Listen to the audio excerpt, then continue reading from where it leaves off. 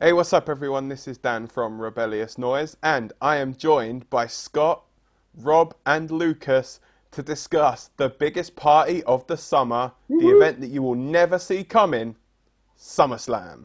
Lovely. I wish I had a few drinks now. Forgot it was a So, big party.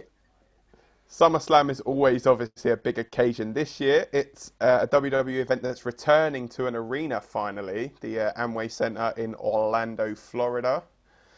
And yeah, so we're basically just going to go through our predictions for the show, and we are going to kick off, much like I think the night's going to kick off, with the Raw Tag Team Championships, the Street Profits. I'm going to say with Bianca BelAir in their corner, taking on the team of Andrade and Angel Garza, with Zelina Vega in their corner. The floor is yours. Take it away, guys. No one wants to go. Not all at once, by the way. I'll start then. I mean, yeah, my opinion on this is quite short. Like, I think Garza and what's his name, Andrade. How they're not called the Vega Boys in this climate. But anyway, the Vega Boys. I think they got to win. I think the Street Profits are the longest reigning tag champions that WWE have had for about 4 years now, which is quite a sad kind of statistic they've got without being on the show that much. And obviously some of it's not their fault. They were given, obviously, skits, basically, for a lot of the times. And they are a strong tag team. I think they are building up the Vega Boys as a sort of threat. And Andrade doesn't seem to not have a title for a long time. It seems to be the way they book him. I do feel that change is going to come, and SummerSlam is time to do it. So I'm going to go with the Vega Boys.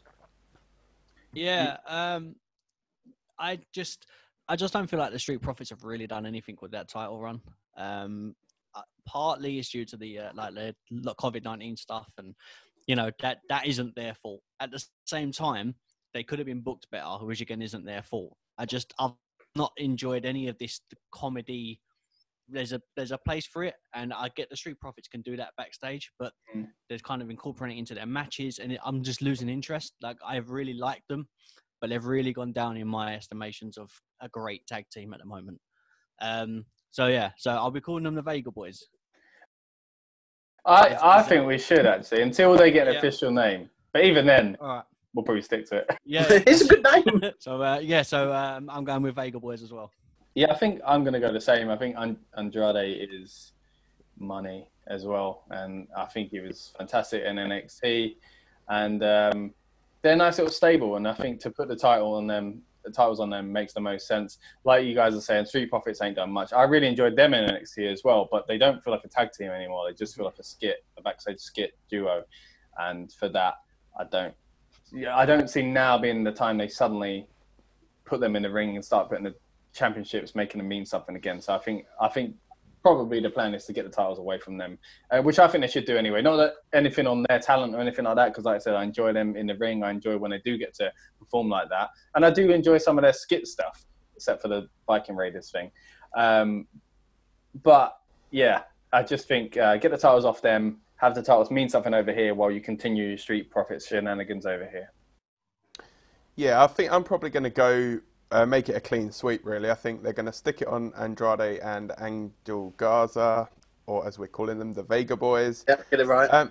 I think they're not going to hold... I don't think they're going to hold it for too long, though. I think eventually, the Hurt Business are going to take it off them pretty swiftish. Probably like an iteration of it, whether it's like Shelton and Bobby, for example. But yeah, I think they're going to win it, the Vega Boys, and I think they're going to be transitional champions. Future booking. Something WWE does somewhat well. Yeah. Now we're going to move on to the recently announced street fight, which is the match between Dominick Mysterio and Seth Rollins. Gonna assume Rey Mysterio in the corner of his son and Murphy in the corner of Seth Rollins. Who wants to start with this one? Because this is gonna be a tough pick. Yeah, it's so hard. Surely it's just Dominic getting beaten up the whole match. I think as for a match goes, I think that's what the match will be like. But I think I'm going to give it to Dominic Mysterio actually winning. I might not have chosen this before, but I think it makes sense the way they've booked it, that somehow we got to get comeuppance for the whole Rey Mysterio rubbish, and Dominic's got to do something. But they're really jumping on the whole thing of like, it's literally your first match. But I do also like the kind of SummerSlam throwbacks they're going with. Obviously, when he was involved with Eddie, that was around SummerSlam. I think there's that thing where Punk came out and threatened Ray and his family. I think that was at SummerSlam as well. So they're kind of pitching it as like SummerSlam is like his destiny. So I think it'd be a good way to do it. And although I don't think Rollins losing is the best idea, because his character's not really gone the way I think we envisioned it, this kind of twist to his character, I've enjoyed it, but it's not quite been what I thought it would be.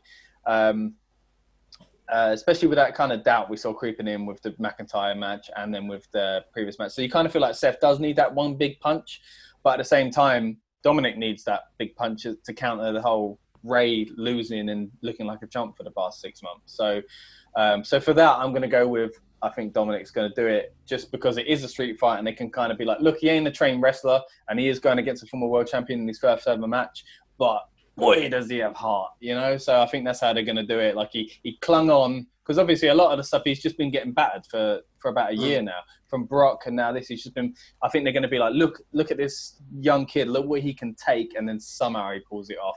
Whether that's Ray getting involved, I don't know. It's hard to call. I mean, I'm really unsure about. I want Dominic to win, but at the same time, I feel the only reason he needs to win is to complete this story. But then it just elongates it even more. So, do we want more Rey Mysterio and Seth and Dominic in this big whatever's going on, or do we not? I mean, I'm happy, I'm enjoying it, but if that's the case, and if Dominic wins, it's going to be through interference because of Ray. That's the only way he'll win. Yeah. So I'll go with Dominic, but I think it'll be like a bit of a bookie win. Yeah, it's a hard one to call because even though it's his first match, it's someone who I feel like we've seen a lot of, you know, like obviously not in a ring, but, you know, in a match per se, but we've seen obviously him get involved with Brock. He got involved obviously in this heavily. I don't think the feud's over though. So it would lean more towards Rollins, but I do feel, because I'm going to say later on actually, I think that they're going to use the Dominic thing as like the feel-good moment. And so, yeah, I think they might do it. Yeah, I'm the side of you guys say Dominic. Do you hear that thunder, guys?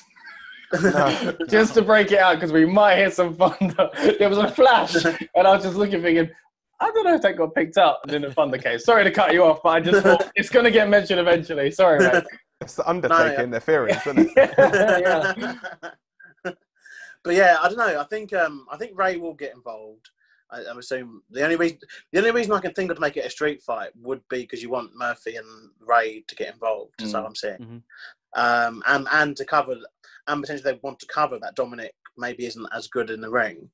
But then I'd argue he should be, because he's been training a long time, and you know they've obviously felt he can do something. But I think here's my going out on the limb thing. I think this match could steal the show though if done right, because Rollins is a great performer and he is needing of a great match, and the street fight element to it. And if they do book the surprise win, and it means something, I think it could actually be quite a really good kind of moment. And I think, yeah, that's why I think Dominic. Yeah, I think I'm probably in a similar vein, you know. I think it's going to be a Dominic win. I think you can't really have him take 30 plus kendo stick shots on Raw just to then have him like lose at the following pay-per-view. Like there's got to be some kind of like comeuppance, I think, for Seth. And you know, going back to obviously the stuff that happened with Ray as well, you know, and you know, are they going to actually do it? See, this is one I think could head into maybe the following week pay-per-view, the Payback pay-per-view. So I think Dominic could win here, and then it could possibly lead to like if his globalization's fixed, Rey Mysterio and Dominic. Yeah, it could be the reason behind the name Seth and Murphy kind of thing. Yeah, because Payback is good, like, and Backlash. There were always those kind of pay-per-views to be like when Backlash used to be after Mania and stuff. It was good to it was just the feuds continuing, you know, and seen as that. So I think maybe they've used the Payback name for that storyline. So that could be a good point, actually. Like maybe Seth wins for that, and then one of the Mysterios do something over Seth on that show. But yeah, it does kind of throw this up in the air. And that whole card, who knows what's going to happen with that show anyway. There's only like one confirmed thing for it, and that's that there's going to be a women's tag title match, but that's not even like no one announced for it yet, and it's like a week after SummerSlam. Very strange. Yeah, as I say, like I think I'll go with a clean sweep for this one again. I think Dominick's gonna come out victorious in his first ever match. So, Two agreements, 2 rounds of agreements. Yeah, well, nobody wants to lose the points, do they? Everyone's being really conservative here at the moment. So this is where I think it could change. We are now moving into a match for the United States Championship. We saw on Raw there was obviously an official crowning of Apollo with the new championship belt, beating MVP. They're going to have a rematch at SummerSlam for the United States Championship. So it will be Apollo defending the US title against MVP, most likely with the Hurt Business in his corner. So who wants to go first on this one, or do you want me to? I can throw... Mate, you do it. You do it, yeah. All right, so I'm going to throw this out there. I think that Apollo's going to win, but I think it's going to be because the Hurt Business are going to inadvertently cost MVP the match. Why do you think that? I think it's that they're going to try and get involved, I think, too much, and then like either the referee will like disqualify MVP or something like that. So it may not be necessarily Apollo pins MVP, but Apollo, I feel, will leave as US champion still. Well, do you want to really go in on that? Because then you have a chance to get a second bonus point now. You know, if you want to say Apollo wins, no, Apollo keeps the title, but he doesn't win. Oh, I'm going to save that one till later on because there is a theory behind something coming a bit later on in the show. So with this, you're just going with your thinking might go that way. I'll go an Apollo. I'll say Apollo will win the match and leave as United States champion for this one. I think MVP is going to win this time. I think carrying on over from what I just think this is exactly what was supposed to happen on the last pay-per-view, basically. And I think now it's going to be MVP wins it because, you know, that the title looks like it was probably made for him. And they just extended this feud because of the whole, you know, rumors about what was going on with Cruz, health-wise and whatever else. So I just think they've extended this storyline and eventually it's going to go to MVP anyway, build up that little stable even more. And yeah, maybe Cruz does end up joining them. The only way I can see Cruz winning, actually, not the only way, but a way I can see Cruz winning is kind of what you were saying, Dan, was that they get involved and like allow it. But I feel like they might just show up and go, you can keep the title, you can join us or something like that. You can join us and keep the title. But it seems a bit of a hokey thing to do. So then again, they've done a lot of that stuff recently. But I'm going to go with MVP is going to win. I think it's the storyline's gone that way for a reason. And I think Apollo's just getting his chance, basically, to come back. Because last time around, he hadn't been on Raw for ages. So I think now they've built the storyline the way they want to. And that's what they've done. They've just extended it out so that MVP can eventually get. Yeah, I feel the same way. I think every episode of this we've said, or I've said, like, I feel MVP's just there. He's just the one to do it. And I think obviously they'll use Apollo while they were in peak COVID, let's say, and they had very short talent basically to use, and obviously he stepped up. Don't get me wrong, he's a fantastic performer. The problem they got now is obviously with the ratings being as low as they are, and with, you know, they're not being, you know, interested in a lot of the storylines or in some of the wrestlers. They need the best people. They need all hands on deck and the best wrestlers to be at the best places. MVP is just the all-round best person to be the United States champion at the moment. The Hurt Business are one of the best parts of probably the entire company. Which is a weird sentence to be saying in 2020 about something involving MVP. You're obviously both famous for stuff he did over 10 years ago. And I think he got that nice kind of story where he was the longest reigning champ until Ambrose beat it, I think. One of the longest reigning champs, you know, before. And yeah, it just felt to me like it is just what they wanted to do before. And Apollo already got his win on Raw anyway, and I think that was kind of a way of being like, okay, you got your win then. That's exactly what I was thinking as well. Like, they've given it as like, because my thing against it is like they could have took it off then, which I thought they were going to do when he came back, because I thought we were meant to do it on a pay-per-view. And then I was like, oh, so they didn't take it. Maybe we were wrong. Maybe MVP wasn't going to get it. But then I think, no, that was them giving him one last thing before they eventually take it off. It's like a kind of like, you haven't been here for a while. This is your last moment. We're going to let you. Yeah. And maybe just to transition a new belt onto him as well, because he, still obviously had the old belt. And, yeah, because you don't want that to linger out for a whole month either. So, yeah. I hope as well, though, that, Apollo does get more TV time following this, if it is going to be his title loss, because that's one thing I would worry about. He can lose a title, probably lose a rematch, because, what WWE are like, the next night on Raw, and then get nothing for, another potential once a year. Because he's a really good performer, and, he's good at what he does, but I think he just needs maybe a bit more time to build himself up. Then perhaps, this time next year he could be a 2 or 3 time United States champion. But, at the moment, MVP's the guy. Or a 24/7 champion. Or if he works really hard. Yeah.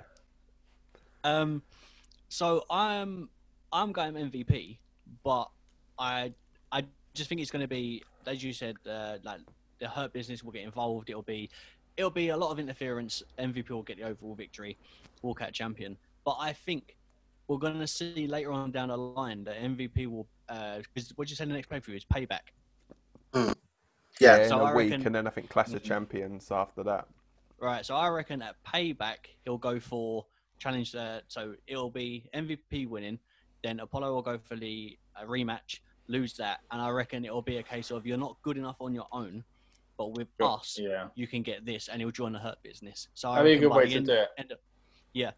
So in a couple of months, the Hurt Business will be 4 of them, and it will start growing, which I really can't wait to see. It'll be if that happens, it'll be amazing.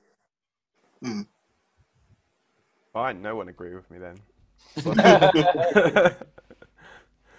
Okay, so the what? Yeah, you get the point. So what? Yeah, yeah, hopefully. Could be your chance to break away. Yeah, so either way, someone's going to be losing points in it. Talking of losing, somebody's going to lose their hair, boys. I've already started. That's why I got the Yeah, and especially with barbers now reopening, it's safe for one of them to actually lose their hair in a good way. So so as announced this week, we had the hair versus hair match between Mandy Rose and Sonya Deville. So is this as clear cut as it seems that Sonya's just gonna lose the match so she can look an absolute badass with a bald head? It kind of feels like the more likely one of the two. But because usually with hair versus hair, you do start to look at it as like something like Kurt Angle and Edge. I mean, as a kid, I was like, I don't know what's going to happen. But as I got older, you look back and go, Kurt was clearly, obviously, stuck with being bald after that, after the storyline of wearing a wig and stuff. Clearly, Kurt was starting to lose his hair. So he clearly decided, I'm going to shave my head anyway. So, and looking back on it, Edge weren't going to lose those luscious locks. So, yeah, and then you look at the Molly Holly one. So that one was, again, just a proper buzz cut. But then, wasn't there one a few years ago where it was barely any hair came off? See, this is what, because I used to look at it as like, who's going to be bald? Can they really go bald? Will they really go bald? And I don't think there's that stigma about being bald like there was 20 years ago or 30, 40 years ago when this match was like in the territories and stuff. But I'm sure they still play up to it. But yeah, I just don't think it's that much of a thing. And yeah, out of the two, I could see it being, if it was like a buzz cut, maybe Sonya rocking it to look like a badass and, going into kind of like kickboxing style and just beating everyone. Like it kind of suits that, whereas Mandy's a bit more like the pretty kind of, the girly girl kind of thing out of the two. So yeah, I can kind of see it that way. But then if it's not even a buzz cut and it is short, then maybe Mandy would just have short cropped hair. Maybe they're just going to chop bits off and they're not going to shave the whole thing. So that's what makes me not too sure anymore, because I can't remember what it is, but I'm sure there was a hair versus hair a few years ago where it wasn't the old school bzzz all the way off. It was so the list up here actually of hair versus hair matches. The last one was 2010, which was CM Punk losing against Rey Mysterio. Oh, true. He did have it after. Hair versus mask, wasn't it? Maybe it was Then the one before that was the one that I was in attendance for. That was Mania 23, Lashley and Umaga, when Vince got shaved bald. True, that was a proper one. Maybe Impact. Then they had Eugene versus Eric Bischoff, Victoria Molly Holly, Chris Jericho, Kevin Nash. Wasn't that? Didn't Nash cut his hair before that slightly? Yeah, That might be the one that you're talking about, 2003 Raw. Yeah, it's Kevin. Yeah, Kevin way Nash. back. That's way. Yeah, because he didn't go. But then even Eugene and Bischoff, did any of them go bald? Bischoff, I think. Did he actually Bischoff. go? Was he bald? I don't know. I think it was probably more like a number one, Yeah. number two. But Yeah, it depends how they do it. I'm sure I saw someone. Maybe it was in another company. Maybe it was Impact, where they didn't really cut that much. Well, there was a TNA Lockdown one, Mickie James and Madison Rayne in 2011. Maybe it's that. I can't Possibly. remember. But either way, depends on how short they go. Is how I think. I'm going to go with Mandy Rose winning. Just seems a bit more likely that it's Sonya Deville. Just because I feel like it will match a bit more than Mandy's character. Yeah, for me, it's quite clear cut too. That Sonya's losing. I don't think there's any perceivable way they could do the Mandy Rose losing. If she was to lose, like unless she's again, I don't obviously want to disrespect her as a performer. She may have this fantastic kind of weird, crazy character that she's wanted to do for years, and now this was the final thing, and she needs to do it. She needs to cut her hair to do it, and obviously I don't want to disrespect her and say that she couldn't do it. You don't want to go for an Otis cash in. Otis comes in, cashes it in, and he's like, "No, I'll go bald instead." But Otis. Well, we're talking. Well, that's I've got it's coming soon. But I don't see any way she loses.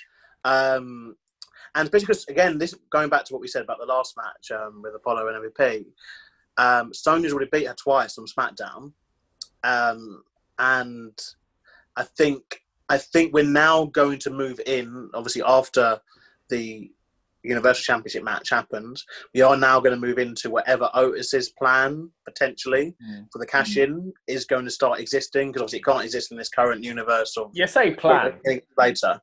There's not a plan, but I think that's when they could. I think that's when they're going to bring Otis back to TV properly. Yeah, because it's still very odd that as a Money in the Bank winner, he hasn't been on a pay-per-view or really had any matches of note in the last 2 months. But I do think it's mainly been because of this stuff with the Fiend. It's just a bit you can't re-tease it when people are getting dragged into swamps. Where's Otis meant to be? He's meant to show up at the swamp. Come out of the swamp, yeah.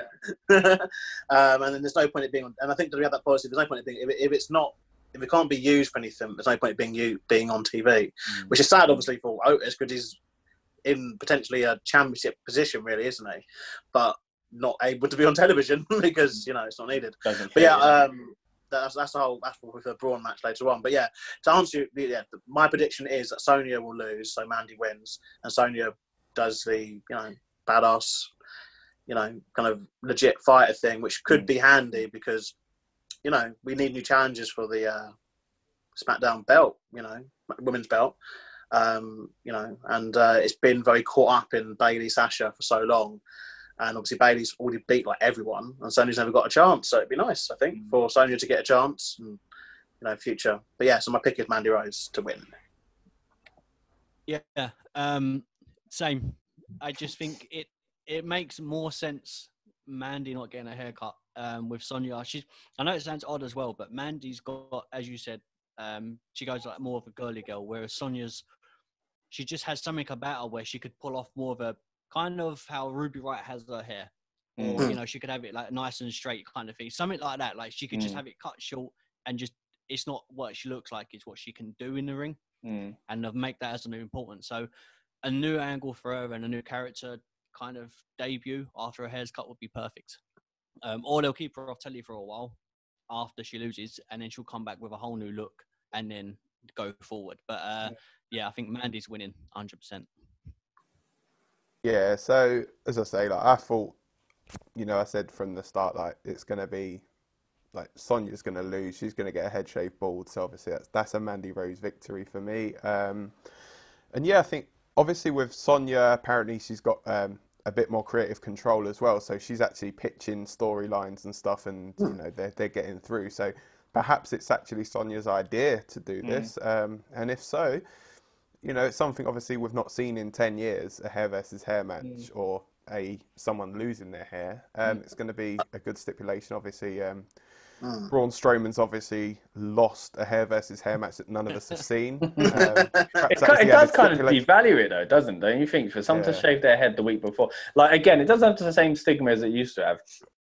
And none of these things mean anything. Us saying that Mandy is the girly girl and Sonya's the fighter, it doesn't mean anything. Like, especially in this day and age, like, people just look how you want to look, guys. Like, a lot of people rock the ball look. A lot of people, girls rock the short hair. Like, it doesn't mean how people used to look at it. So it is a bit weird to have this stipulation now. Like, that's why it feels weird that we're guessing, because you kind of have to guess on, like, silliness. Like, you're bald, which doesn't really feel like a thing as much as it used to, in society, So, yeah, it does feel really weird. But, yeah, and usually, like you said, Dan, if it's her idea, usually it seems like someone comes to them and goes, look, I'm going to shave my head anyway. But or I'm thinking of cutting my hair, and they go, "Great, we can use this." So I assume it's something like that. But again, weirdly enough, if Braun's rocking the bald head because he just feels like doing it, then why does it matter that someone wants to? I guess it's about it's not your choice to cut your hair. That's what it is. Whereas used to kind of be a mixture of that and which it isn't really anymore, I guess it's different for the women, though, to an extent, too, I'd argue. Yeah. I think it's more of a vanity / that kind of issue. Exactly, yeah. It's like when Serena did it, though, with the Straight Edge Society, wasn't it? That was, like, obviously to fit in with them. And, for all we know, it could mean, like, Sonya could move over to Raw and, like, join, like, the Raw Underground thing and, look like an absolute badass there. But, we don't know what they're going to do with it, really. So interesting. Could go in many ways. Exactly. So now we move on. Obviously, we've gone through one women's match. There's 3 in total on this card, and Asuka's in 2 of them. She is going to be facing, I believe, first she's going to be facing Bayley for the Smackdown Women's Championship. So who do we think's coming out victorious on that one?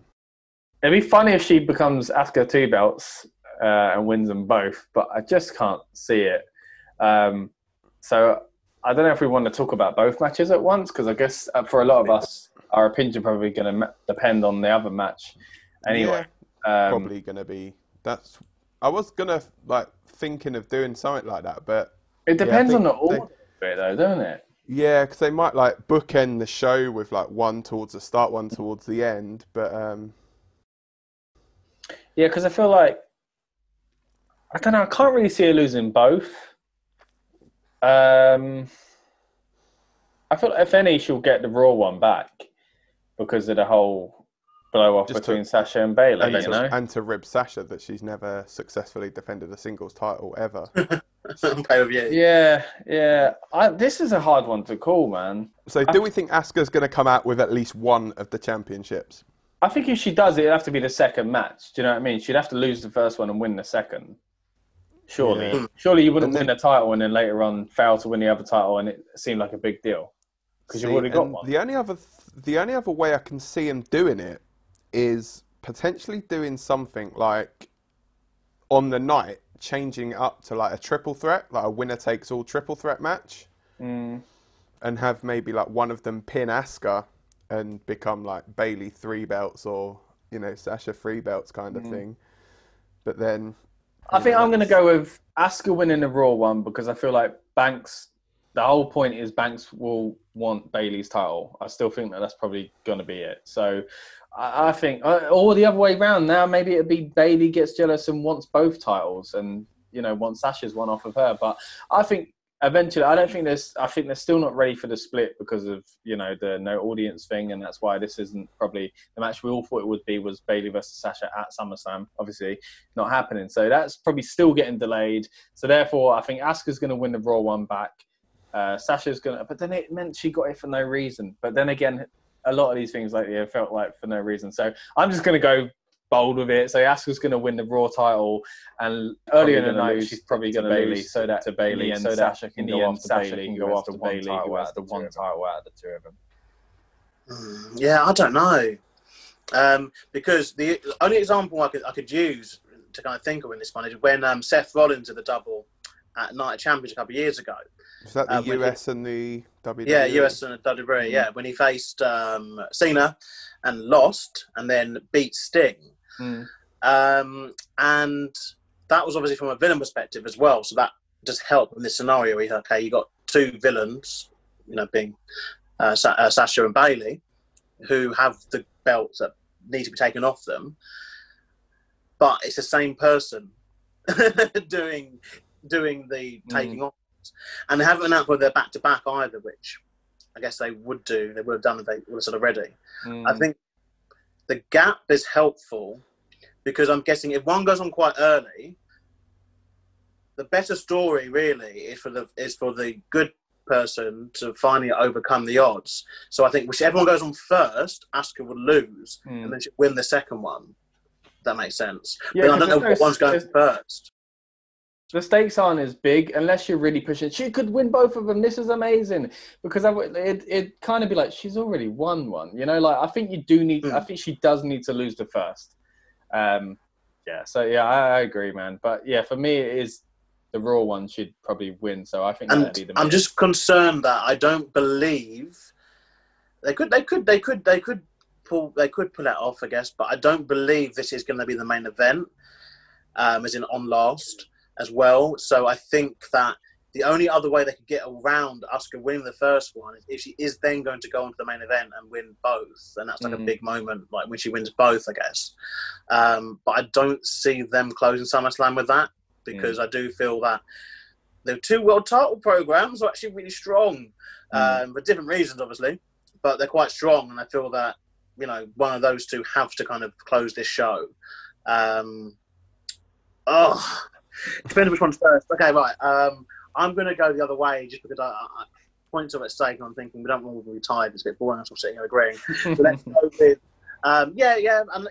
could happen. It's one of those weird things. I think let's go with Asuka beats Bayley, becomes a SmackDown Women's Champion. That will also help him with SmackDown too and face a new bunch of women. And because we said about Sonya Deville potentially, she could get involved with obviously. After that could be a new program, makes the brand completely fresh that way. And then it brings over Bayley and Sasha to Raw, which obviously still is the A show, as far as WWE are calling, and the Raw Women's Championship. So Sasha beats Asuka. And I think that might as well, that finally gives Sasha that kind of, she's won, defended the championship and pay-per-view. I'm going that way around. Asuka walks out with both. I feel like it would be great, but I don't know. Right. So this is my thinking. Right. There's there's options that you've suggested, or there's the option where Bayley, because we know full well that Sasha hasn't won the SmackDown Women's Championship, right? So it makes sense that Asuka to beat Bayley first. So then the SmackDown one is now off of Bayley, so Sasha can go for it. And then there'll probably be a promo in the night or something like that saying, put that one on the line against that's actually, and that would then, be... And I could see him doing that. Asuka will win that one, and then she's 2 belts, and then it's them two going against Asuka, and they've already had the Kabuki Warrior stuff happen anyway, so it's not like we're missing it. They could split up using the tag team titles, and then that's how it goes. And then we just end this rivalry that's gone on for about 50 years, which is just ridiculous now. I could kind of see what you're saying, even if it didn't end up being Asuka winning the two. I could kind of see that, like you said, like Asuka wins the one, and then whoever she hasn't faced yet says put it on the line, and maybe that person wins the two, and then the other person, be it Bayley or Banks, gets jealous saying, you've got my title that I lost earlier tonight. Well, how do you get to have that, So I could even see in that working, like as halfway through the night going, why don't you put that one on the line now that you've just won it? So, you've thrown a spanner. Sorry, man, but that's my prediction. I've got another idea that could happen, but just because Payback's happening next week, Asuka could win both belts. The next week at Payback, they do the triple threat as the main event, and then you could have obviously Bayley and Sasha do the argument kind of thing, or one of Bayley and Sasha win to become one of the champions again, so they could still have a belt. Because even if she should win 2 belts, she shouldn't need to have them for long. It's just an image of like she has 2 belts. That's literally once a picture's taken, and obviously there'll be Raw and SmackDown in between where she can have matches on those brands. Like, do they need to go any further with it? As long as Asuka, I think, is a women's champion of some kind in this, it's fine. But get the title program together. So there is lots of options there. The payback's been done to just throw us all off, I think, because the default option they do is just literally rematches. So it's just going to be whatever the SummerSlam card is. Just the week later, we do rematches and maybe one of them in a steel cage or a street fight. But I think this is one they've thrown in on purpose because, you know, they can choose when to put pay-per-views on and when not to. Like, they removed NXT TakeOver from WrestleMania weekend. They didn't remove WrestleMania. They've added, you know, they're very conscious of this stuff. And with All Out in the week after, I think it is a deliberate kind of thing of like, we want to just be still talked about during that week. Because AEW are moving to a couple of episodes have been on Saturdays, haven't they, as well, coming up because of the NBA. I think it is just they want to be talked about at the weekend. So I do think they're going to try something different. And that could be the way forward, having a triple threat with the women. Could be, yeah. It's a hard one. So I think whatever way we go, somebody is going to have it spot on because I'm going to say both of them keep the belts. But this is where my little theory thing comes in. I think that neither of them are going to retain the belts clean. So I think it might be like, it'll be some kind of distraction or something like that. Because like you'll feel like with the Bayley thing, I think it could potentially be like Nikki Cross could come out and then like distract them just because obviously, you know, Nikki had that history with Bayley. You know, the whole thing with Sasha, it could be like she just desperately wants to, you know, keep the title and, you know, make sure that she's defended the championship. So it suck if they screwed twice as a character. Really suck for fans if they both had crappy finishes. Especially after the one that happened last month, where the referee shirt rubbish. So I really hope you're wrong. You might be wrong. I hope I'm wrong. I hope I'm wrong. I mean, not for the points, but you know, as like a fan's point of view. But yeah, I do. For some reason, I can still see them both leaving with the championships. I think, if anything, I think at Payback they'll drop the tag belts. That's what I can see happening. Is they'll drop the tag belts, possibly like to the Iconics or something then. But I think they're both going to walk out with their championships. It's so weird because it could go so many ways. It's an interesting we've covered every base. So I've said both retain. You know, Scott said Bayley and Asuka. You know, Rob said Asuka and Asuka, and Lucas, you said Asuka and Sasha. So, you know, either way, someone's got it spot on.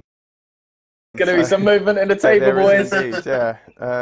But it's one of those where it's awkward, and you know, like we said, they could even throw that spanner in the works of it being a triple threat, and then obviously, or you know, they could even do something really random, like kind of like what they did with like the Kurt Angle thing when he was the Eurocontinental champion. So they could do a triple threat where, okay, the first fall becomes SmackDown Women's Champion, second fall becomes Raw Women's Champion, and they could still come out with the belts, but switch. So Sasha ends up as SmackDown Women's Champion, Bayley ends up as Raw Women's Champion. I was thinking on Lucas's idea for the triple threat that could happen on Payback sort of thing. When he was saying that, I was thinking maybe they could do Sasha and Bayley strategically do it. But then again, like you said earlier, Dan, at the moment, it sounds like there's a women's tag title match scheduled. Yeah, well, they've announced that there is going to be a women's... They could do that and then put Asuka in there and like as many falls as you want for all of the women's titles. Who knows? Asuka wins the tag titles on her own, which I would hate to keep as far as storylines go. But just do it with like a freebird rule. Just get a few of the women and just like randomly shuffle in might join the partners. Iconic for a night. I was like, yeah. It is interesting though that they've not revisited that stipulation, as far as I know, that unique stipulation from WrestleMania 2000. I want to say, with the 2 belts, 2 falls thing, because it's actually really good, and it would suit this storyline a lot to have that, because obviously, especially if they did a thing where, obviously, if Bayley got her belt back first under these scenarios. Again, there's so many story options, honestly. If Bayley got her belt back first in that storyline situation, that match scenario, and she's happy, then she could obviously not want to help Sasha, or there's so much you could do with it. And then neither of them would have to even be pinned to lose their title, or neither of them would. So then that also plays into it. It's like, oh, well, I lost my title, but I didn't get pinned for it. Or, you know, I wasn't actually beaten for my championship, but you were, like, pinned to lose Should we your just championship. swap? I mean, can we not rule out as well Charlotte Flair just returning and winning all the belts anyway? Remember when Triple H said there was a storyline point to her losing at Takeover? This could be the pay-per-view where it pays off. This could be the payoff. It's going to end up Charlotte and Rhea Ripley at Payback for the title. Did say it. Yeah. But like you guys are saying, there's so many possibilities, possible outcomes, and a lot of them are exciting. I'm just really scared it's going to be like last month where they went with the worst one we couldn't have even imagined, where suddenly Bayley's a ref and all that kind of rubbish. But yeah, I really hope, because especially now, but when there are so many possibilities to the way they go and so many really, really good ones that they could do, I really hope it doesn't end up as a silly kind of DQ twice sort of thing. Yeah, I can see something like that, though. I can see him doing something stupid like that. So... Right, so should we talk about WWE title now, boys? Cool. So it's our boy Drew McIntyre, friend of the channel. Check out our interview with Drew. And he is facing off against Randy Orton. Obviously, this is where the tagline "You'll never see it coming" is from. The RKO out of nowhere versus the Claymore, which you are going to see coming when you get a massive Scottish boot right to your face. Yeah, and the countdown, like Rob hates. So who's going to get the 1, 2, 3? Who's going to get the win in this one, boys? Before I overcomplicate it and think too much, I think I'm going to go Drew McIntyre. I think Randy Orton has been amazing. Every time Randy gets these big storylines, you just realise that he is 100% one of the greatest of all time. Like he can become quite boring at times when he's not doing much, and some people see it as like he's not putting the effort in and he's okay. It's kind of like at a football club, you know, when someone's okay to sit on the bench and you think, oh no, you should be trying to get on, you know, getting the starting 11. I think Randy Orton is kind of like that sometimes, where you think he goes down the card, but I think that's refreshing because we like that when Cena did that, and it took so long for Cena to get to that place. But Orton's been all right, and I think that's where the rumors came from a few years ago that he might leave for AEW and all that kind of hype that went around there, ironically considering how he is about them all online now. But yeah, I just feel like you feel like Randy Orton isn't much, and then he has an incredible match, or he just turns it on for a storyline like this. And I think he's been really good lately. It just shows that when he's called upon, he will do it. Or he just hates people. That's why he's been so good with the empty arena. Yeah, stuff. True. But even mid-card, like it's not like when he is on the mid-card, he isn't performing well. He's just performing good. He's always just good. He's never awful, but sometimes there's not much to say about what he's doing. There's not much in the storyline sense. But like when his time comes and he is called upon, like he's fantastic. So usually with that, I'd say, oh, you know, he's been performing so great, you should be getting a title. But I just think maybe that, you know, in Randy Orton's case, it isn't that way. Randy can slip back down that card and take another spot. He doesn't need to have the title. Having the title again would be refreshing because it's been so many years. But I just feel like McIntyre, again, I don't know, maybe with this whole crowd thing, I've still, part of me is holding on to he's going to be in front of an audience soon. And I think WWE are flirting with the idea of doing that soon anyway. So maybe they're thinking, we're not that far away. Can we keep it on him? So for that, I'm just going to say McIntyre's keeping it. But I wouldn't be surprised if he lost it. But yeah. So we were talking earlier, or Lucas mentioned about possibly Charlotte Flair coming back. That was Lucas, wasn't it? Yeah. About Charlotte Flair. I think she's coming back in this match, you know. Well, because of the punt thing. I think she's going to come back to get revenge for her old man, come in and, like, referee's back turned, low blow Randy Orton, Claymore, 1, 2, 3, Drew McIntyre, still your WWE champion. It's a weird way to bring her back. Like, it makes sense as far as her dad goes, but... And like, they've been flirting with the idea of, like, the whole, like, intergender thing as well. And, you know, Randy RKO'd Nia If you had Jax Charlotte a couple of Flair years ago versus Randy Orton, that would be That would be great. If you're going to do an intergender match, that's one I'd like to see. You know, with Ric Flair kind of hanging in the balance. I know, but the rumours are that he's not going to be around. So, what, Ric Flair in a shark cage? Yeah, no, I don't literally mean hanging in. But I mean, you know, in and around the story. But yeah, if you look like Charlotte facing Orton, because they kind of, especially how they've been recently with the whole Flair thing, it was like, I was watching them in the ring when he did that low blow and all that. It was like Randy has been his son. Like it was, Randy was like his son. And it'd be a nice way to play Charlotte going, oh, while he was on the road, you know, playing daddy to you, I was at home, and all this kind of, like, there's a lot of things they could do with it. And there were two people I think could work really well together, you know, like, so I would like to see that, actually, saying that. If we're going to ever go into that kind of territory, I would like to see it. But, yeah, so interesting point. I think it's a bit too damned and distressed for Charlotte, though. I don't know. I think she is still like a wrestler of her own, and I don't know. Yeah, I don't know how I feel about that. Especially if Rick's not going to be around as well afterwards for any sort of thing. Like, I don't think it's going to be a full-time comeback. It might just be a one and done kind of thing. Like, well, that's for my dad kind of thing. Up yours sort of thing. Austin at Backlash 2000 runs in with a chair, hells to rock and leaves. Yeah. Arrive, raise hell, leave, isn't it? Pretty much. They just arrive, low blow, leave.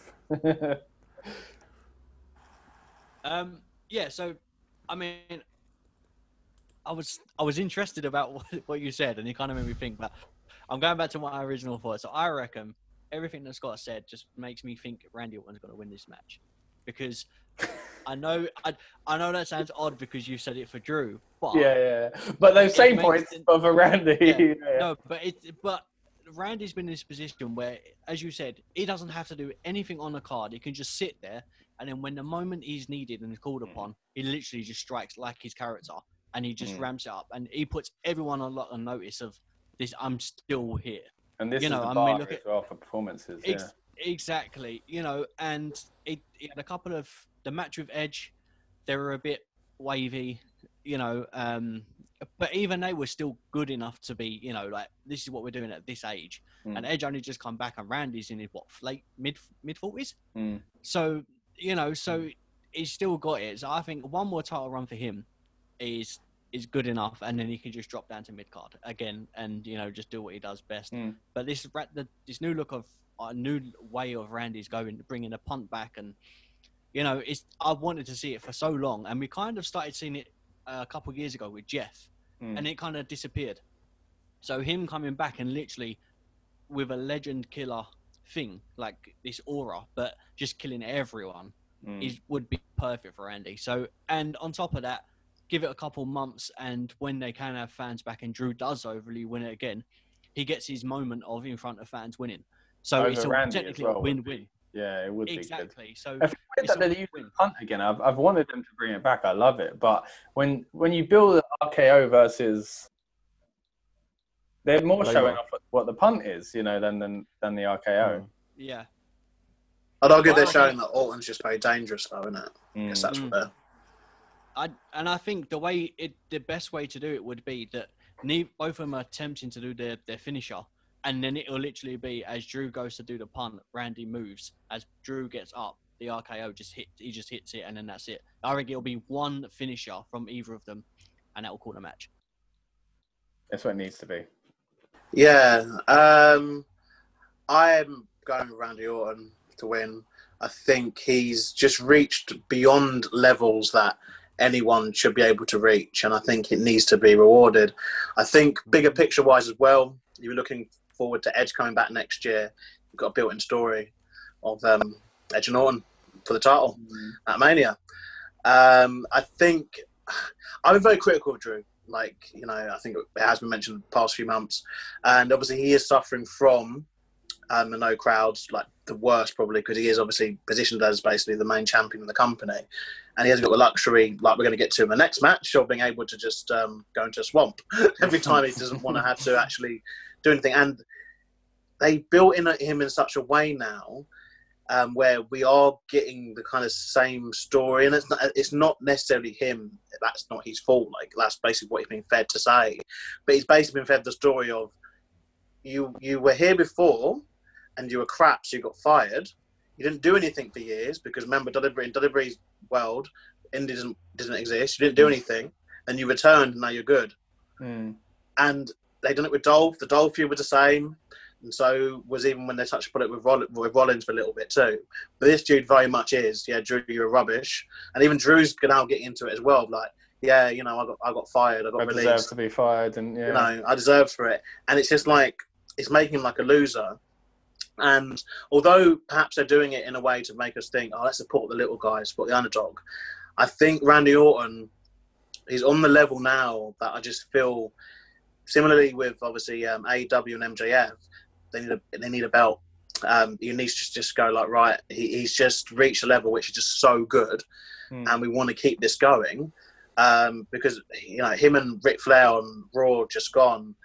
It's been a fantastic promo, and from a perspective of intimate, personal, real, emotive kind of promo stuff, which. It's just not the content which at the moment Drew is good at delivering. And I think going forward, Randy Orton, because he's wrestling, so few and far between now, but he's making all these matches matter, which is key.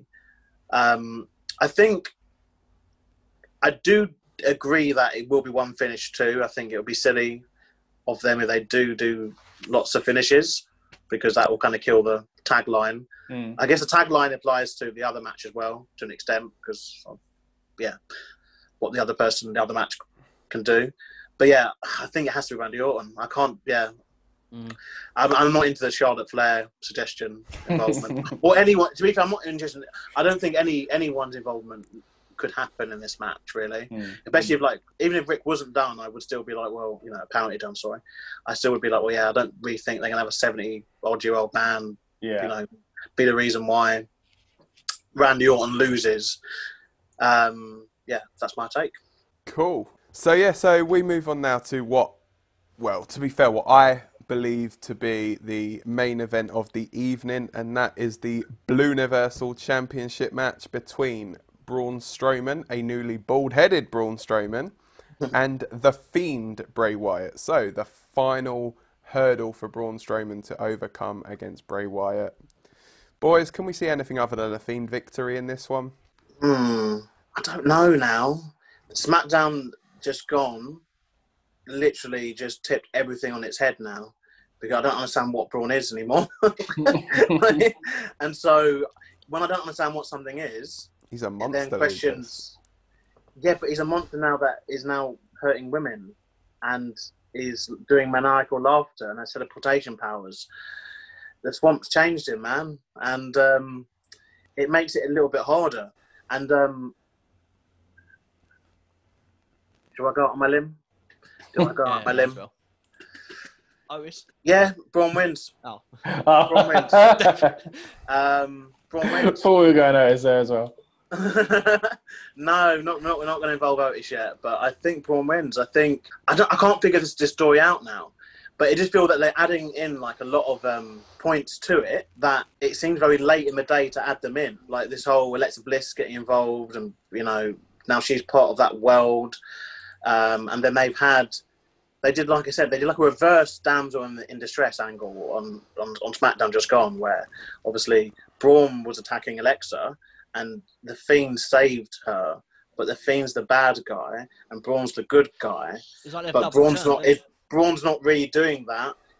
Braun is not really in control of his own thing because he's gone crazy though. So that still counts as him being a bad guy. But and if he is a bad guy, he's only a bad guy because the original bad guy made him a bad guy. And now they're both bad guys. Come on. There's just too much to it. And why is it not cinematic? That's annoyed me too. It makes no sense for them to have a match, in my opinion. So then I'm just like, well, Braun has to win.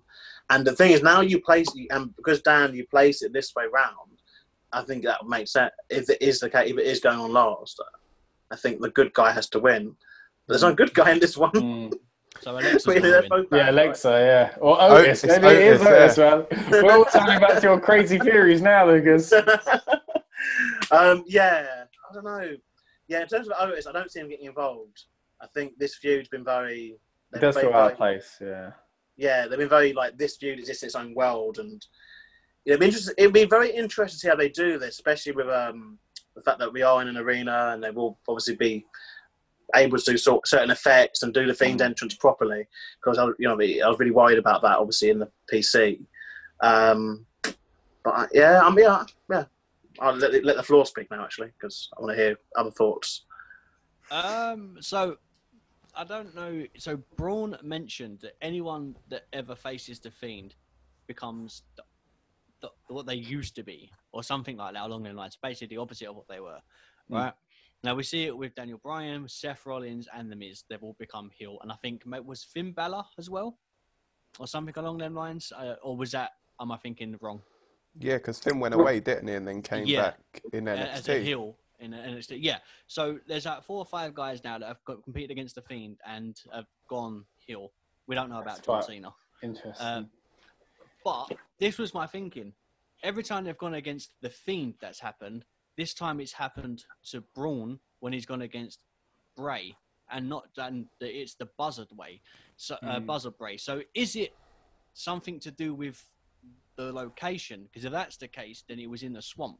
So it's not like a Lake of Reincarnation from Matt, but kind of like that for Braun, because he was a part of the Wyatt family anyway. So if that's the case, Braun losing, he would go back to being the Braun that we knew about 2-3 weeks ago. So that's my thing. So like it'll reverse him back. Yeah. So they keep flipping back and forth. So that's the only way I think it'll work. So at the moment, Braun's this weird. Do you know? It reminded me of who was the guy that feuded against Kane and kicked Lita's baby. Oh, Snitsky. Yes, him. He just reminded me of him, but just a better version. No disrespect to Snitsky, but yeah, he just reminded me of the way his laugh and that. Sake. So Rob versus Snitsky, mask versus hair match, yeah? He's bald now, isn't he? So it'll be beard. Yeah. But I just think that'll be the way it will kind of be portrayed if that's the route they're going down. Because it'll be stupid. Why would they mention it if that wasn't important? That was my thinking. So yeah, with that being said, I think Bray will win, and then Braun will revert back to something else. But I don't know what. I mean, he could be the party guy when he was for Adam Rose, for all I know. One of the Rosebuds. But it's interesting to see why they've mentioned it, and what's going on with Braun. So this is the match I'm more intrigued and actually into than the rest of the card because of this new turn on Braun. Yeah, because it did seem a bit sure set, like at the beginning of the feud, all right, we'll have 3 of these. But then the last one round, remember, it was a bit like, oh, okay, I guess it's non-title because it means the Fiend's going to win. But surely then Bray gets his comeuppance. But then, Braun gets his comeuppance. But is Braun really going to win the feud? Is he really going to have the title after this?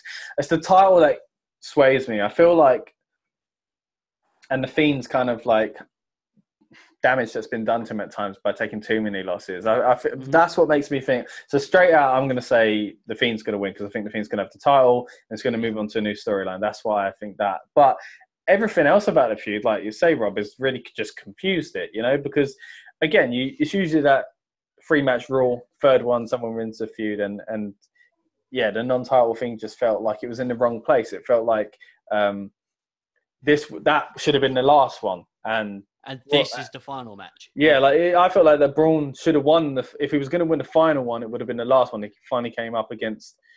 No, I really don't know. I don't even know what I'm saying anymore. I'm getting really confused. I don't know what the Fiend has done to my mind. He's put some sort of spell on. But yeah, I just think it's not going the traditional way we thought. But I do still think Fiend's going to win and basically get the 2. Did he win the first one as well? No, Braun won. Braun won. Yeah, so Braun won. Then I think. So I guess this is what class as a rubber match, I guess. Yeah, that's what I mean. And usually I would have thought until the one at Payback. Well, yeah, maybe the 3 Raw's gone. Yeah, maybe we'll be 4. Do you not like the fact that we're not sure what's happening story-wise, but which then affects we're not sure what's happening, who's going to come out as like the outcome? It's probably because Vince doesn't know. It's been good that they've started using Alexa in it, and it wasn't a one and done like I was worried it would be, with the whole vision and whatever else of her being Sister Abigail.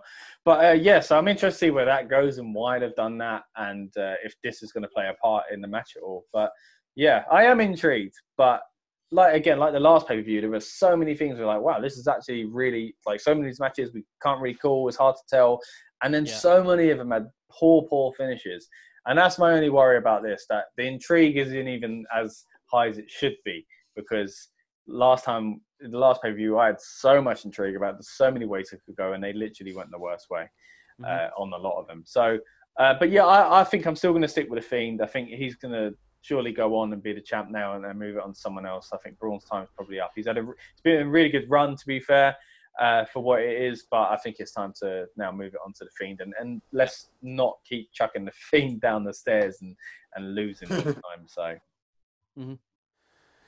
yeah, so like when I introduced the match, I was saying, can anyone really see past the Fiend like coming out of it with a title? But the more I've sat here and obviously thought about things, it's like, if you put the title on the Fiend, it means then that you've got to like beat him again. So it means that someone else has got to beat him to take the title off him. When you look around that roster, like who legitimately could you see would like beat the Fiend for the title? Like an Otis cash-in on the Fiend would be stupid. Charlotte, this is where it all makes sense. That's why she didn't take the pin at anyone else. It's all part of the bigger picture. Yeah, I guess the other one is the whole thought of Roman Reigns coming back. I was about to say Roman. It makes sense. I think that's what we all kind of felt like this was going to 2-3 kind of matches ago. But again, we're not sure how close we are to Roman Reigns coming back. But I think if he is, then that is why. I think the Fiend will, and it'll take a while, but it'll probably be Reigns that takes it off him. But maybe someone doesn't beat him. So maybe someone goes past it for this next month. Kind of like how they were with Drew. You know, every month Drew's had a new challenger. So maybe we'll just get some people that can't beat the Fiend, builds him up even more until inevitably the big dog comes back and does it again. Nah, it's going to be Goldberg, mate. Do you know what? I was going to say, I don't want to belittle any wrestler, but would it not be a perfect chance for Big E to get a push up around here? He's starting to get a singles push and take that title away from Braun. Someone needs to be there. Could you imagine the New Day playing up to all the Fiend's tactics as well, like just being scared and like even going to the swamp and stuff like that? The thing is, Woods had a thing with Bray before. Every time they stood face to face, he'd just freeze. So it's not like there isn't anything written there. There's been a past. Yeah. So, bringing it back. But even if he brings, I don't know how limited he is as far as like just getting about and that. But if they bring Woods back, obviously with his injury, if they bring him back not to wrestle, but just to be part of it, and like Bray kidnaps him and stuff like that, like that'd be really I'd love cool. to see Big E be the person, even if he doesn't win. But maybe that is maybe that is it. Then maybe the Fiend wins and we go into a New Day challenge, and then after that it ties us over to eventually Reigns coming back. And we can do your favourite thing and free bird that championship. Oh, even worse! Even worse. See, I think they'd be worried though, from a reaction perspective. There's so much at stake here because obviously they are saying that they're thinking fans are coming back soon, and I'm worried that if Reigns is going to be the one to beat the Fiend, aren't we going to be back in the same situation with Reigns getting negative, reactions as champion? I feel Braun is probably, it's hard to say because you have to think in your head, like, how would he be reacted to? And I'd have to think that if there were crowds the past few months, I just think he would be on the booing side of things because he hasn't been the Braun that people like. You know, he's not good at acting. He's not good at the promo side of things other than just shouting random words. And he's not good in the ring more so than the only job he's ever done. And I think that they could probably get away with Roman beating Braun easier than Roman beating the Fiend from a crowd reaction. Because like you said, like if the Fiend wins it, someone has to then beat the Fiend. And they answered that the first time round with a part-timer, Goldberg, beating the Fiend. And that wasn't well received. That was stupid. Yeah, but I don't think they really care because they've done it so many times with Cena and Reigns before. So I understand you're thinking, but I just don't think WWE think that way, you know, because they've not shown us that they have before. And I feel like maybe, like when Reigns came back from his leukemia, people were fresh. They were excited to see him again, and there was a genuine like, oh, we're thinking about the person now. We're happy to have the person back, and he got a bit of a shine through that as on a babyface. And I think maybe it'll be the same. He's been away so long. Maybe people will be okay with it, but then maybe that freeze frame in not having audiences there maybe means it hasn't worn off. We haven't had that time because like he'll come back and the crowds will be back at the exact same moment. So maybe it will pick up where it left off. So yeah, maybe you're right in that sense. It's really hard to call with. I mean, there is an upside with if Roman wants to come back and be the next person and they still haven't got crowds yet, they're not going to get any boos anyway because they just pump cheers into the arena. So you know, for them that's technically a kind of victory, and then just let someone take it off of Roman. The Big E point you made is interesting though, because Big E has said, I think this week, he said that he's apparently been told a plan, and he's obviously not going to be stupid enough to reveal it, but he is kind of pinch of salting with it, but he's excited about it. So is it the push? You know, because they said that obviously Kofi's still going to be injured for about a month or so. And I do believe the New Day, they are those people who they are, because it's one of those situations you've got where you've got a team, but you've got a real team, you know, and they are like, you know, all kind of proud of each other's accomplishments separately. And Big E, so it could be it. And SmackDown desperately needs a single star, because like I say, this is the problem with this scenario. It's either Braun wins and then faces potentially Roman if he comes back, or Braun wins and he goes back to facing Miz and Morrison in silly matches, or, you know, as you know, not disrespecting Miz and Morrison, I think they're very talented, but it's just the way it will be booked. You know, or the Fiend wins and then he faces Roman, or the Fiend wins and who's he face? And there's no one on the SmackDown side. It's really a odd time because it isn't Dan O'Brien's where he's on break as well, and also he's already lost the Fiend, isn't he? So. There's not much attraction there, so it's an interesting one. Without them doing maybe this is where they have to pull someone over from Raw to SmackDown potentially as well. That could be another option. But I think it's definitely some interesting times ahead for that blue belt, I think.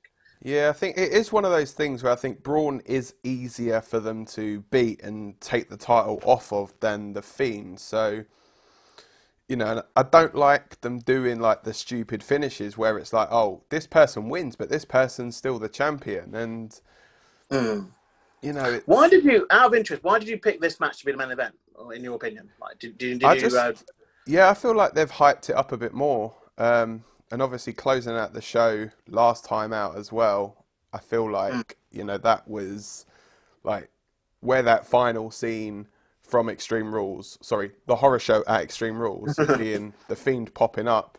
You know, I felt like that's what they were giving like a lot of their focus to. So then I think this is going to be the one where they may have something like big planned. You know, potentially we're saying about Roman, we could even see him in this. But what I would do in that situation is I feel like if they're not going to have fans back soonish, I would keep Roman off TV until the Rumble. Yeah. Surprise entrant in the Rumble. And to be fair, I think people would be more open to Roman winning the Rumble, coming in as a surprise entrant, having not seen him for months. You know, I think that's probably the best way to write him back on TV. And then if they did want to lead to Roman and Fiend, they could lead to that at WrestleMania, rather than, you know, and then that could be like the big thing. Oh, the Fiend has been conquered at WrestleMania by the big dog, blah blah blah. So then they can have that story that they were originally gonna look like they were leaning to. Until Goldberg came in and was like, oh, I want the title because I'm not going to get beaten. But, yeah, I think, you know, it was one of those, I think the Fiend, they've hurt the Fiend already by having him lose to Goldberg. I just feel like they kind of have to put the title on him as like a redemption thing, just to show like, okay, so this is what we could have done with him, and just have him go on a destroying thing.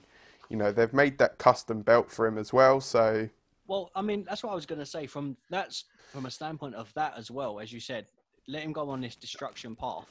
But why would you allow that belt to be made for the sake of 3 months and for it to not be used again and seen on TV? It's ridiculous. Because they didn't think Goldberg was going to come in and just demand the title. You know, so the fact that they still have that and that title, I mean, if you looked on the WWE shop website, it's at £400 or £500. You know, so and if they're going to make a few and keep selling them, what's the best way to make get people TV, want it, pull it back on telly? So it makes sense from that standpoint to give the title back to him as well. Yeah, because I mean, to be fair, like the Fiend is like that kind of character where you wouldn't really say, oh, you know, if you said to the Fiend, oh, what is the Fiend's goal in WWE? He's not going to say, oh, I want a nice shiny belt. It's just going to be destroy people. Yeah. Exactly. So in a way, the character doesn't need the title, but I think WWE needs him to have the title to get the viewers back. I feel the Fiend is a character that people would tune in to see more as a champion than Braun Strowman. Yeah, because you guys are right. Like, who's Braun going to face next? Like, he can face whoever he faces next. Could be a mid-card non-title feud. I can't see any feud that he needs the title. It shows on Smackdown, the Intercontinental title seems like it's being seen as bigger than the Universal title. You know, on Smackdown, the next week's Smackdown, you've got AJ Styles, Jeff Hardy for the Intercontinental title. Now that could easily be a world title picture in any other promotion in the world. Yeah. You know, you got the likes of like Matt Riddle in that picture, Daniel Bryan in that picture. They're all like guys that you would consider main event stars. You go anywhere in the world, they're top stars. Whereas here it's playing second fiddle to, you know, this like Braun Strowman, essentially. Like, no disrespect to Braun Strowman, he would literally kick my ass and, you know, standing literally like a couple of feet away from him when they were fighting in the O2. Oh yeah. And huge. yeah. They literally walked up the stairs right next to me. I was like, bloody hell, you're massive. But yeah, so to his belly button. Yeah, pretty much. Well, he's fighting Sami Zayn, so the height difference was like, yeah. But no, so going back to it, I think the Fiend is going to win. That's going to be. I think the closing shot is going to be the Fiend celebrating with that title. Whether, you know, they're going to bring the other one in straight away, who knows? But I don't see Otis cashing in. Sorry to disappoint. Not disappointing me, mate. So that's all right. Will eventually. Probably going to be like, he'll do a WrestleMania thing like Seth Rollins, just do like run down the entire ramp with the briefcase. I can't call what they're going to do about this. I really can't. I mean, because that's another problem I think I'd have. If the Fiend gets the belt, I just don't see how they're going to involve Otis. Unless the Fiend like demands it, like he might taunt Otis, be like, "You want to cash it in on me," or like trick him into it, or something. Like mind games and playing the whole is not too smart. I mean, the only way he's going to win it, I think, is going to be if it is going to come off the Fiend. Then it's going to most likely, I think, be in a multi-man match where he doesn't have to be pinned or something. So, I mean, you think between Survivor Series and Royal Rumble, you've got TLC. So, potentially a ladder match, he could lose it in there. Or Hell in a Cell, which is like probably October time. You know, you could always chuck a few guys in there. And, you know, it's going to be stuff where he doesn't necessarily... I think... when he does eventually lose it, it's going to be one of those things where he doesn't necessarily have to be pinned to lose it, unless it is Roman. I think Roman's the only guy I could realistically see like beating him clean for that title. So, yeah. Cool. So there you have it, guys. That just about wraps up our SummerSlam predictions. As you can see, there's Payback coming up as well, but we're not going to be doing the predictions for that just because of the short time span in between. But we've covered probably what we think's going to happen roundabout in this video. Keep checking back YouTube, Facebook, wherever you get your videos, and you'll be able to find us somewhere. Just type in rebnoise.com and everything you need will be there. So, thank you guys for joining me, and we will see you guys soon. We will be back with the SummerSlam results and recap, and we're going to see who is going to move up and down in the tables. So thanks for watching, guys. We will see you soon. See you later. We've got a lot more wrestling content coming this year as well, guys, so please subscribe to Rebellious Noise on YouTube, check out rebnoise.com, and check out our podcast, Talking Beans, where we'll be talking about the main wrestling shows as we do throughout the year.